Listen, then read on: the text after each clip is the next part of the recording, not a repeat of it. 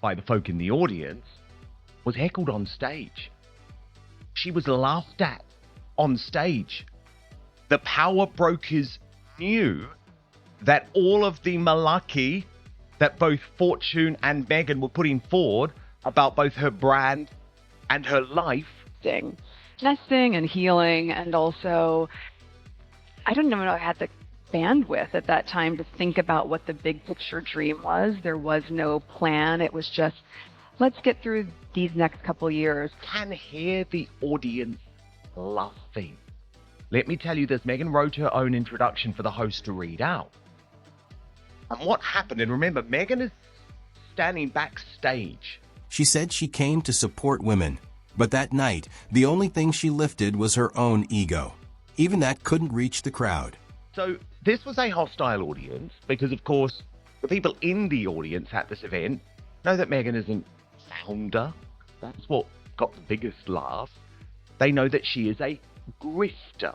The Fortune Most Powerful Women's Summit in Washington, D.C. was supposed to celebrate strong, successful women. But instead, it turned into the day Meghan Markle got embarrassed in front of everyone.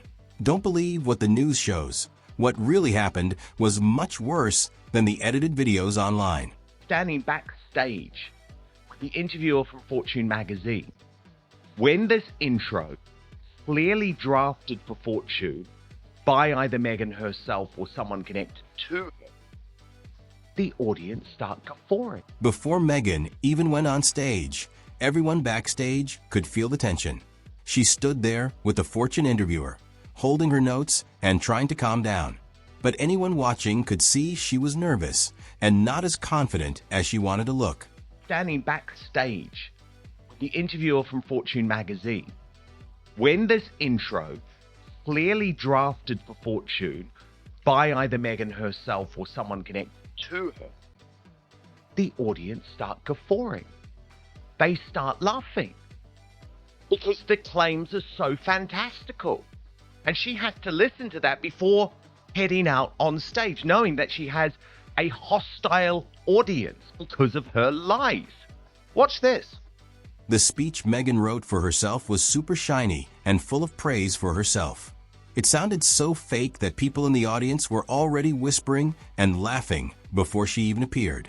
Her claims were so over the top that some couldn't believe what they were hearing. Meghan, Duchess of Sussex, has held various roles over the years. Actor, Duchess, obviously, podcaster, philanthropist. She has her own TV show she has executive produced. Imagine walking out on stage knowing people are about to laugh at everything you say. That's what Meghan was facing. She wanted people to see her as a great business founder and influencer, but the crowd knew the truth. They knew her brand, TV show, and podcast were not as big as she claimed.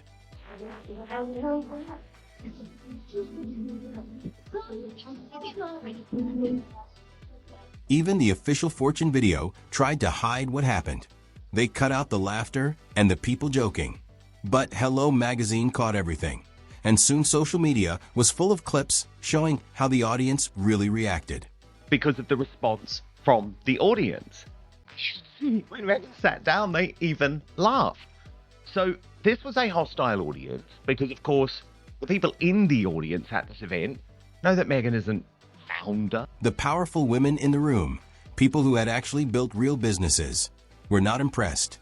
The mix of big claims, small audience, and obvious fakeness made everything awkward. Everyone could tell a huge embarrassment was coming. That's what got the biggest laugh. They know that she is a grifter. Of course, Meghan wanted to respond immediately to the criticism. The powerful women in the room, people who had actually built real businesses, were not impressed. The mix of big claims, small audience, and obvious fakeness made everything awkward. Everyone could tell a huge embarrassment was coming. Expose this woman as the serial liar and delusionist that she is. And of course, immediately, she had to get the digging. But the crowd didn't believe a word. When the host said she was the founder of As Ever, people burst out laughing. Yes, actual laughter. The women who were there to celebrate business success were unimpressed. Some whispered, some rolled their eyes, others just stared in disbelief. catastrophic impact you could have. And a lot of initiatives are going.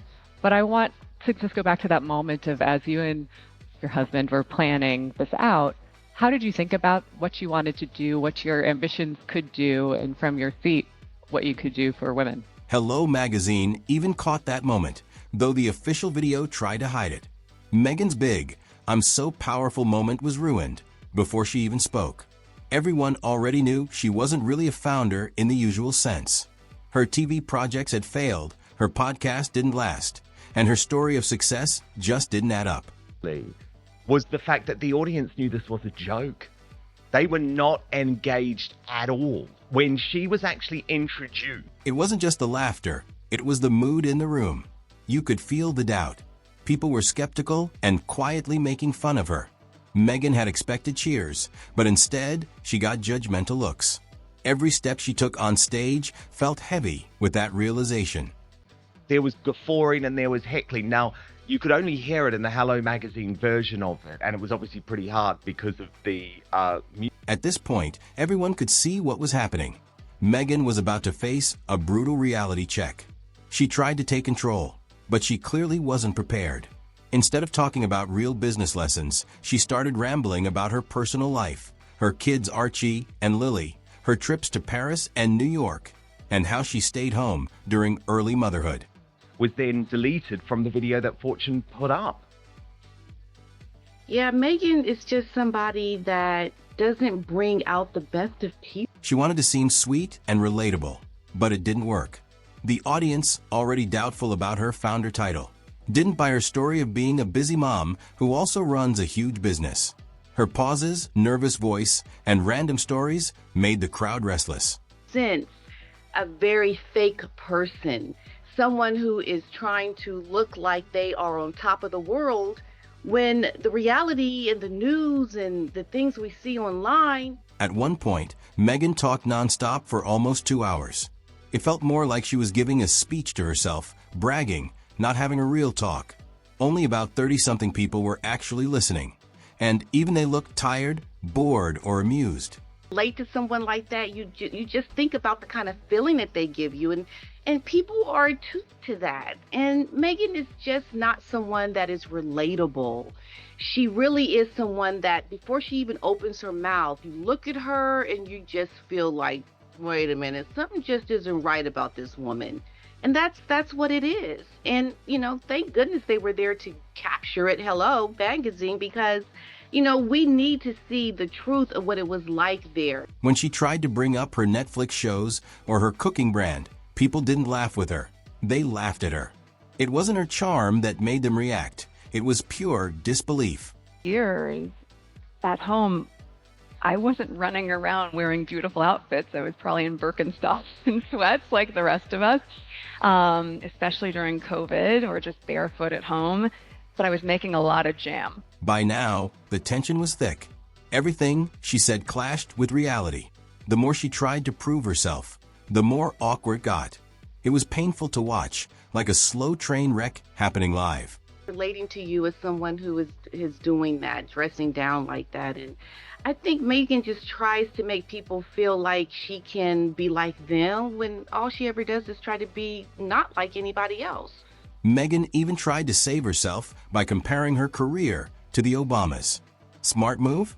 Maybe in her mind. But the audience wasn't fooled.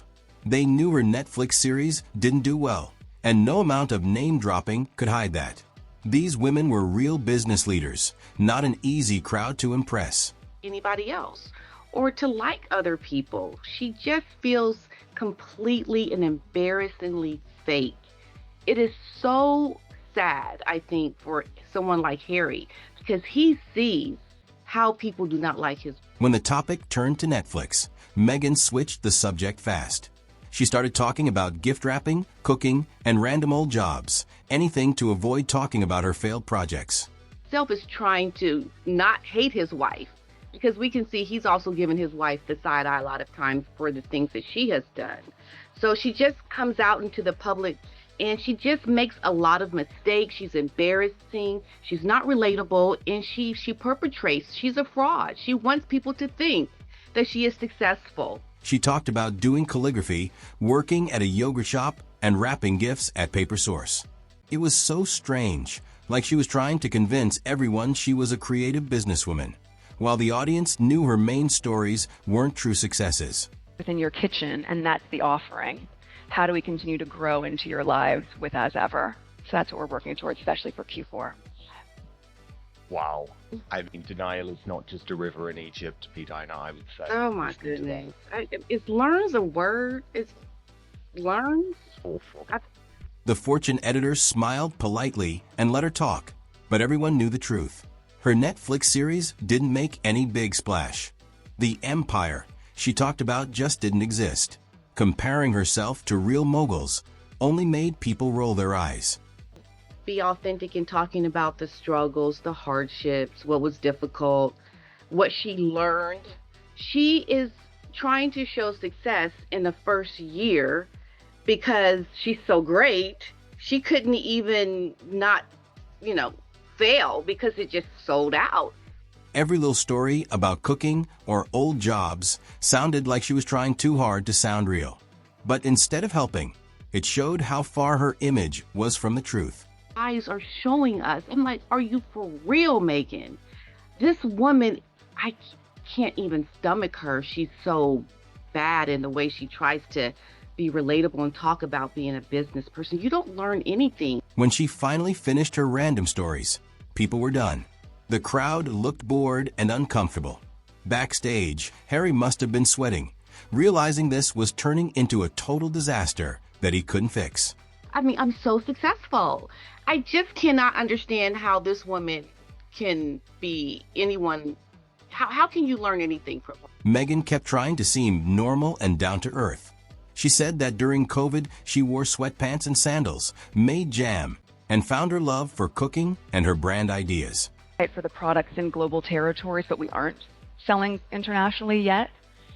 And so they're finding workarounds where they'll have their friends stock up for them and then ship it to them separately. So the inventory is moving in a way that we hadn't anticipated, which is the biggest blessing. She even bragged about how her products were selling out, saying friends had to buy and ship them overseas.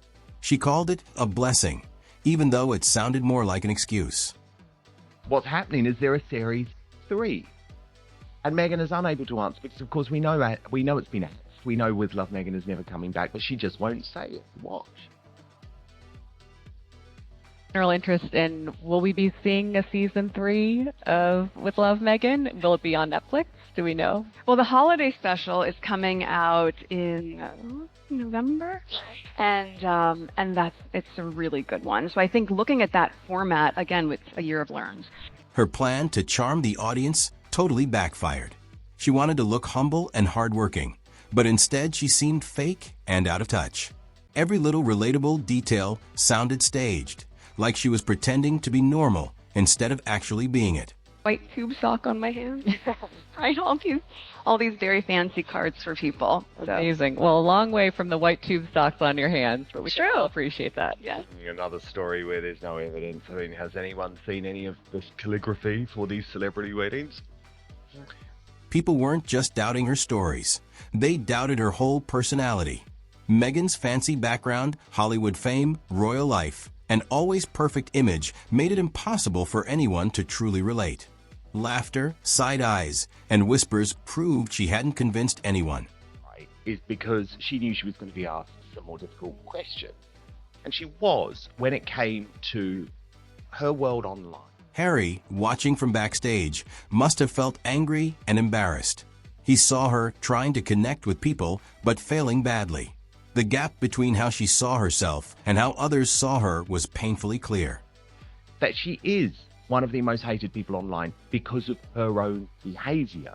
But again, there was such an egregious lie. When the talk turned to leadership, the interviewer asked what Meghan had learned as a CEO and founder. Instead of giving an answer, Meghan just smiled and said, "Thank you." That was it. No lessons, no insights, just the titles she clearly loved to hear. Be hearing from you, but then they have lots of opinions that they stick in there that are not welcome, not helpful. I'm curious, as you are, founders always have to look for signals in what's working, what's not working, how do I tinker, how do I pivot? How are you able to decipher out, constructive? People couldn't believe it. Her team has fewer than 10 people, but she acted like she ran a giant company. She claimed she handled every detail herself, but everyone could see it was mostly talk, not reality. So I don't have the comment section on. That's a choice. And yet part of that challenge that I was trying to solve for was, then how do I create community? Her tiny team and lack of real business experience made it obvious that her empire wasn't as big as she claimed. The businesswomen in the crowd saw it instantly. Her confidence came from image, not skill, and it showed. Solve for was, then how do I create community? That is so key to this brand, and it's so key to how I like to show up in the world. How do we actually connect if you can't have comments and exchange? For Harry, watching all this must have been hard. His wife, who believed she was strong and smart, was being quietly taken apart, not by haters, but by reality itself. I said, okay, what am I going to do here? They said, you could do a text overlay and respond. And I said, oh no, in the same way that on my own camera roll at home, I'll zoom in and I can scribble a little note and send it to a friend. Meghan then said that online love, for her, is bigger than the hate. But the audience knew that wasn't true. People online have been openly critical of her projects and behavior. She only sees the good comments because she blocks out everything else. Creative ways to engage the community and let them know that I'm listening, that I really see and appreciate their feedback. So I think a lot of it is just designing what works best for you. She turns off comments, deletes negativity, and says she writes thank you notes to fans. It sounds sweet, but it's really just her way of hiding from criticism. The audience could see that. It looked like she was living in her own little bubble. We're just meant to take her word for this, are we? I cannot believe this woman is handwriting thank yous to people that are saying nice things that she, wants to address. I cannot believe that's a bunch of malarkey. Backstage, Harry must have felt hopeless. Meghan was trying to impress people who clearly weren't buying her story. Every time she mentioned her online support, it only reminded everyone how fake her public image looked. There's no way she is doing that, Dan, okay? First of all, if she wants to be authentic, how about be authentic and look at the good and the bad? Don't try to turn the comments on. Yeah, turn the comments on. Then came the question that revealed everything. The interviewer asked about Meghan's personal ambitions, what she wanted apart from Prince Harry. Meghan said she wanted to be financially independent. That was a huge clue that she was planning her own future without him. You say you want to have community. Turn the comments on. Right. She wants to be in her little princess world where everything is nice and pretty. The audience realized right then that this whole talk wasn't about business. It was about her image. Meghan wanted to convince everyone she was a self-made woman, a boss, and a visionary. But it felt more like a performance than a speech. Well, you know what? We don't live in that kind of world. So turn the comments on to show what people are really saying and thinking so you can really understand what your real problems are. Her answer sounded nice, but fake. The laughter and whispers in the room made it obvious that people didn't believe her. Financial independence sounded less like empowerment and more like self-promotion. Just can't handle the truth about what people say about you, nor do you want to change and be a better person because you're not listening to what people are saying. Harry, watching from the side, must have felt torn apart. Seeing his wife talk about independence while the audience doubted every word had to hurt. Do a lot. Yes, you wanted to help her. That was when you actually launched. You wanted to help this woman, but she has blocked out people who did want to give her constructive criticism. And then, nearing the end of the interview, P. Dinah, things start to fall apart. The summit was supposed to make Meghan look powerful and smart. Instead, it did the opposite. It showed her exaggerations, her lack of credibility, and the cracks in her public image. The Fortune event was meant to lift her up, but it ended up pulling her reputation down.